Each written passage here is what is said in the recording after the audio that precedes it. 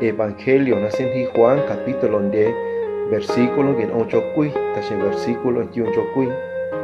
gen niño si kan dan hit os on a chonang we na kia la na ni quy ni kia ho cha zo anan siu của Jesus ti noen we sen gen na ti shwa na ban do na ti hon quy ko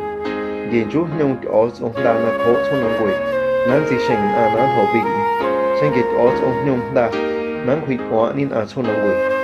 mi kia ana ma siu ko da ti os on cho khu os on hu na ki na bi sa ho ana ti siu ko nên hộ tình ni là kỹ là bị cái chỗ có chịu có đặt ở trong nằm ăn đấy ni quy ni đồ noa bá nằm mà có bị ăn đồ trong nó có số năng quỷ sa hồn ăn ta bé tin dữ là hai ni chúng ti trong ni cái ti ya mà nó còn ai cái chặt châu cho anh là ti ya mà chế mà chỉ độ trong đồ ti căn hạ là nếu cái hộ ti nói nguyên kiều là ti ya mà chế sa hộ anh mà chế chả chỉ mà trôn ông mà yêu anh ni đồ nè đồ xuôi ni cái hộ nguyên kiều nó chặt châu là mà chế con nuôi chả chỉ là nuôi trong cái ở trong